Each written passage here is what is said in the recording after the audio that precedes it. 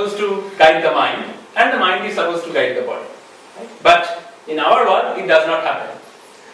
So, because the mind creates a lot of thoughts in you, and the intelligence is supposed to filter those thoughts. So mind can create both good thoughts and bad thoughts. But so before those thoughts concretize into actions, intelligence has to stop the bad things. But if the intelligence does not work under the direction of the soul, the intelligence does not function properly. There is a hole in the filter. And that leads to realization of thoughts into action. So my thing is that to fix it by the process. So my recommendation is to fix this. So the thing is that, okay, let's think of it this way. So to break the cycle of birth and death, to make the soul eternally happy, that is a very difficult process, and that is a long-term process, right? So that may not seem feasible, or that may not seem reachable immediately to you, or to someone who is new to the concept of soul. So we can think of some short-term goal, right? So long-term, maybe is breaking cycle liberation, we don't care. But at least in short-term, we should try to be happy in this world. At least as much as we can. We know there is distress caused by other people, which we cannot control. There is distress caused by nature, which we cannot control. We cannot stop a tsunami or something. But still, we can try to be as much happy as we can, to the fullest. Okay. So in that limited goal, what we can try to fix this model. So not to have this direction of control, but this direction of control. So the soul controls the intelligence, which controls the mind, which controls the senses. For example, I go on hunting and I kill an animal and I feel happy. Yes. So, but the animal does not kill happy. Yeah, obviously the animal is not feeling too much happy. So, but this is what the mind feels, or what the soul feels. I mean, my hypothesis is it's not the soul, it's the mind. Okay. Because as the main thing that came out of this thing, that the main ultimatum of the soul is to feel happy. Exactly. And I mean, soul is not an entity that it feels happy and there is a smiley kind of thing. So how do you define happiness? I mean, if somebody feels happy, say I feel happy, so is it my soul is happy? Well, if your happiness does not cause unhappiness of another being, then you can call it some kind of perfect happiness. Yes, so if I am happy, so is it my mind is feeling happy, yes, or my soul is feeling happy? If you are happy, then at the cost of someone else's unhappiness, then it's your mind which is giving you an illusion of happiness. Okay. So why is it that very few people get nirvana in their life? So what motivates the soul to break from the cycle of birth and rebirth? I mean, the first person who broke from this cycle, what motivated him, or what did he see that he could realize that there is some cycle and I can break from it? What motivated the first person? Yeah, the first person did not tell me, but what motivates me is that in the short term goal, to have this control. Okay? So, not to go beyond the cycle of birth and death, that's a short term goal. And maybe in a long term goal, to break the cycle of birth and death, which may or may not be achievable, which I don't get at the moment. So that motivates me, that's what I can tell. But I mean, what motivates the first person, that's a very difficult question for me. Can any person attain nirvana in their life, or is it destined that it depends on your karma, how much karma you did? Yes. And that will... Anyone can. So that's what says that it does not need any qualification. The moment you start realizing that yes, you can become... So that realization has to come. It is possible. That realization has to come, that you can be free from this cycle. Or you want to be free. First of all, you have to want it before doing it. If you don't want, then it's fine, right? Nobody is stopping you from not wanting from it. You can be happy in your entire life. You never feel misery. Your entire life you are happy, you get whatever you want. Your soul is happy. I mean, you feel happy. You don't hurt other people. Yes. You live your life happily. So you will feel that, okay, my soul is also happy. Then I shouldn't look for that's anything. the mind is telling you happy, but then you are dying. Yeah. Right? So death is misery. To me, to you it may not be. So that's what I am saying, right? If to you death is not a misery, then it's fine. But I mean, according to me, that even if I think that okay, I will die and I don't care about next life, in this life I have to be permanently happy, at least according to this model, we should do something. We should not sit idle, because ultimately our happiness is not permanent.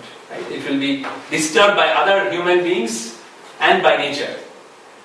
That's the law. And that happens, we see all around, right? Even if you decide to do good to other people, not to do harm to others, still there will be harms caused to you and your family and your near and dear ones, which will make you disturbed.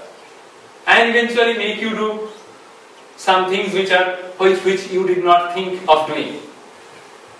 That's the thing. There is no guarantee. I mean, can you guarantee that, okay, I will become happy whatever happens to me? If you can guarantee that, then I will ask you, okay, give me the recipe. Karma counts only for one life, or No. throughout all cycle? Throughout all cycle. Zero-sum game? Zero-sum game. So what about, like, some people have shorter lives than other people? So that gives is that an indication that that person has benefited from that short life? Because as in, like, in that short life you can either commit many wrongs or many good things. So it's like in an exam you tell one candidate to go off half an hour early or something. So but that escape is also temporary escape, right? You can come back again. So if that short life is the last life of the cycle, then it is fine. No, but if not, then short life may cause that soul to go into a lower being or a higher being. Because of just that short life. Yes. If everyone had the same length of life, then it would. So if the length does not matter, because even in the short life, even in a long life, you can do good things. Even in a short life, you can do bad things, or vice versa. But you have more time to. No, just because you have more time does not mean you do. So you are assuming a uniform density of actions over your life. So it's not a uniform density function. I have a belief over this, that every human being is given a fixed number of breaths. Means not number of days. You can have different. On an average, it is 24,600 per day, and it span for 100 years. With that, means if someone died at the age of 40 and he has not completed his breath, means a soul is being allocated human being. And if he has not completed because of some accident or some other disease or something else, then he is given the rest 60 years again. Okay. Means that can be the reason. Means a baby takes a birth and he dies immediately. So he is properly given his quota of 100 years. And he might spend it, that number of breaths, he can spend it in a range of 90 to 100 years, something like that. So that is what I believe. Just after 100 years? Okay, we can discuss it later maybe. Just to cross this, it doesn't explain what it's called. The meditations, like say Basrika and Kapalbhati, where you speed up your breathing cycle. So it doesn't explain this. So I'm totally disagree with whatever you are saying. Okay, you can fight later. And also, I want to ask a question. Is human being the only human body the only way of breaking the cycle, or something else also exists? Are there any citations in history that somebody has followed this and broken the cycle? Or the thing is that since we are talking about the literature that I am referring to, or the philosophy that I am referring to, they were practiced and verified by human beings, right? That's what you agree. So these books are not written by tigers or non-humans. No. Okay.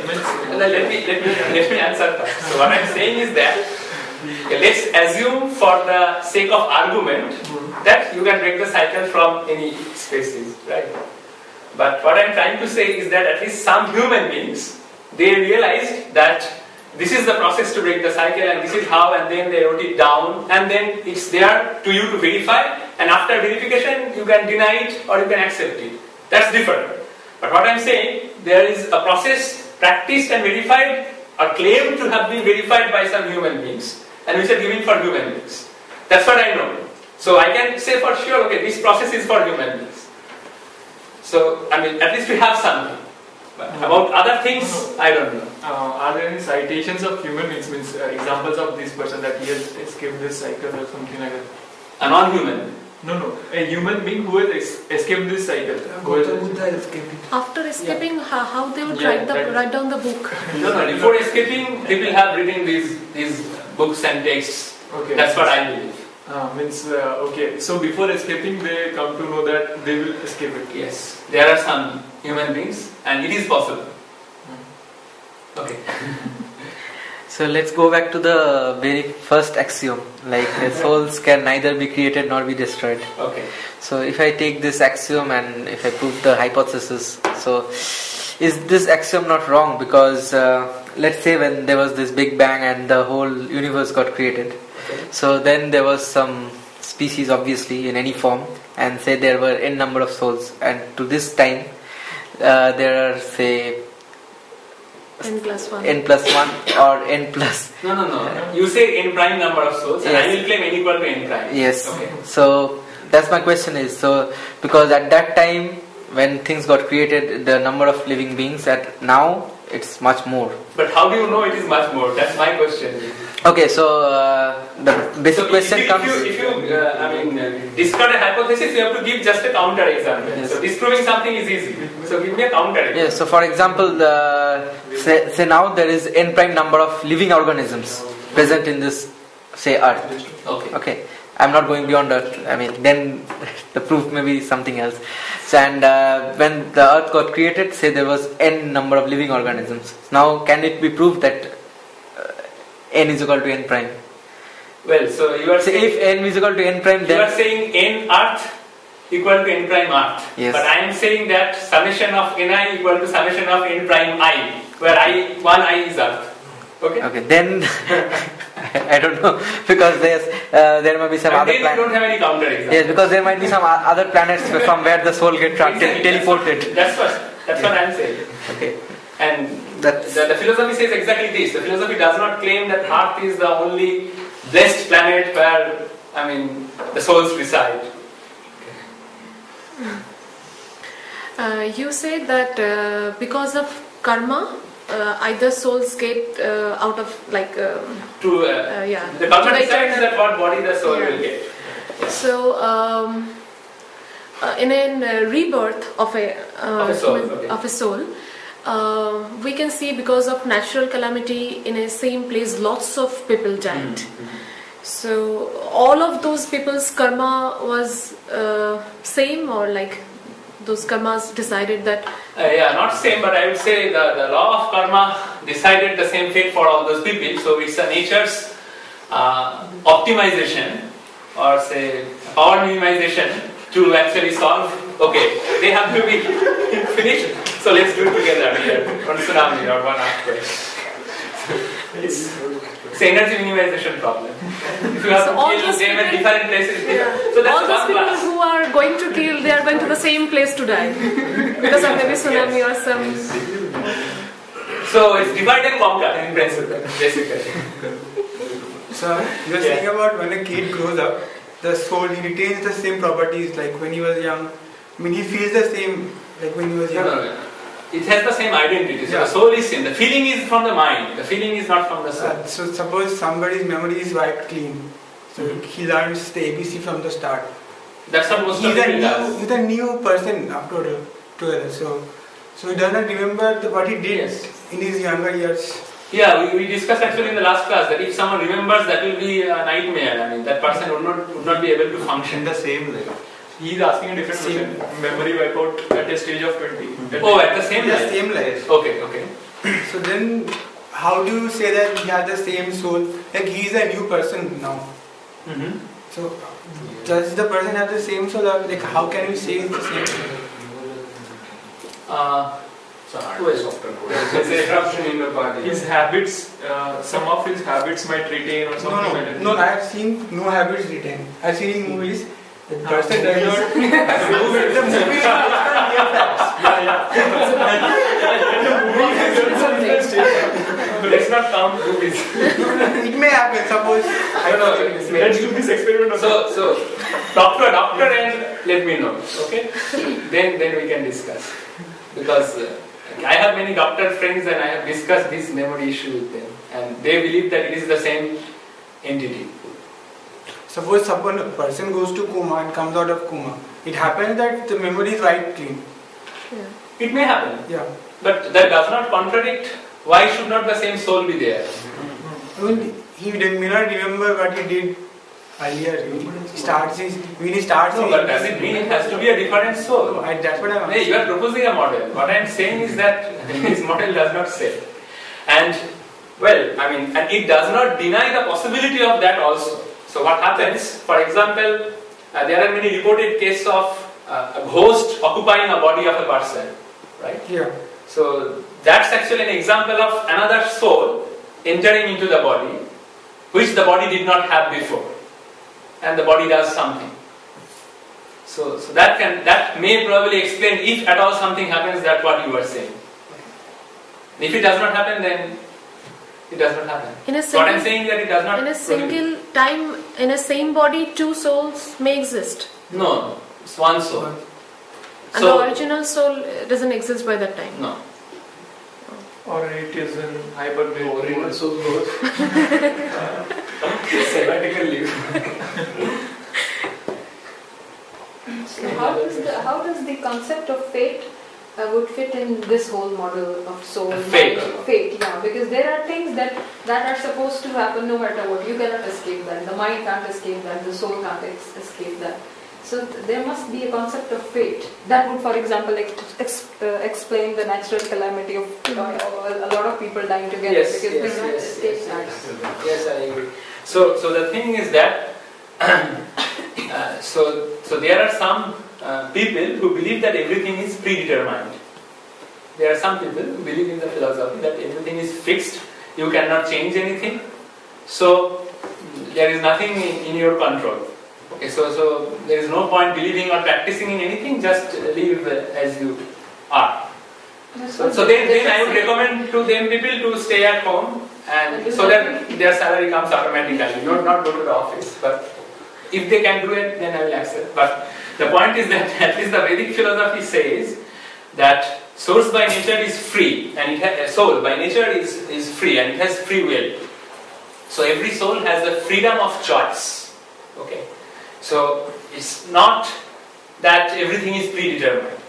And I have actually done a lot of study regarding this, and my realization is you can understand it well if you think in terms of a program. Okay, so think of a data flow diagram, right? So there is a program, and there are many branches. So there is if, else, everything. So in that sense, everything is predetermined, because if, else, and those switch case things are fixed. And here in the concept of soul, that whole set is not available to you. I mean, when you say fate, that means, say there is an infinite switch case or infinite if else thing, that is fixed. Because that's what the law of karma is, right? If you do this, that will happen, or that something other will happen. But we are actually deciding the input to this program by our actions and by our choice. So at every moment in life, we have a choice of going in this way or the other way or the other way, right? Think about, yourself. At every point you have many possible choices. And according to Vedic philosophy, it's not predetermined what choice you will make. That the Vedic philosophy does not say that I am forced to make a choice. It's not that. It says that every point the choice is yours. Now, if in that soul intelligence picture, if the coordination is not proper, if the communication between soul, intelligence, mind is not proper, then you may make a wrong choice for you, or otherwise you may make a good choice of you. That will decide, that will create the so-called fate or the program for the next segment of the path. Yeah. But after certain time, you will face another decision node, from where you will have a free will to go to many different directions again. Right? So it actually rules out the laziness of people saying, oh, everything is predetermined, I will not do anything. So that's another advantage of believing in that philosophy. Let me be myself. Anyway, everything is predetermined, what I am going to do. So That's not what the if the case. soul and body, like soul and mind belongs to the body. They are conflicting personalities. So the soul wants to be a thief and the mind says... The soul will never want to be a thief. No. Because there are all kinds of souls. So there are souls which are... you say mind, materialistic. you say mind, not soul. Or intelligence. No, but the soul would have some influence on the body. And what if a kid is born in a very noble family? He wants to be a noble person, for that matter. But the soul will seek eternal happiness in something that is not socially accepted, for that matter. So that is not eternal happiness. That's what I'm saying. That's an illusion, right? So the mind is telling the child that this is the happiness, but that is not the happiness. That's what I'm saying. It's a problem in the mind. The fair model, I think, should be that both of them should be given half and half. So 50% into the body and 50% to the soul. Otherwise, there would be no identity of the soul on the body, and on the other case, you would not be free otherwise. So, if 50-50 means I didn't understand. I mean that what you can choose is influenced by both. What kind of soul you have and what kind of body you have. Mm-hmm. I mean, I think that will make the case. Well, it's not the body. What you are saying is correct. So it's not the body, it's the mind. Yeah, the mind. So the actually, mind and the soul. yes. So the soul is free to decide, but actually, as I said, that in the diagram, the mind have some control over the intelligence, and the intelligence influences the soul when the soul is inside the body. Because when the soul is inside the body, it has to follow the hardware rules, right? It cannot run on its own. So mind actually can create an influence and prevent the soul from choosing one node to the other node. So that's why the process of yoga talks about gaining the control over mind. So it does not tell you to become mindless or to kill the mind. That's not possible. It says, yes, you have the mind, but under the control of the soul.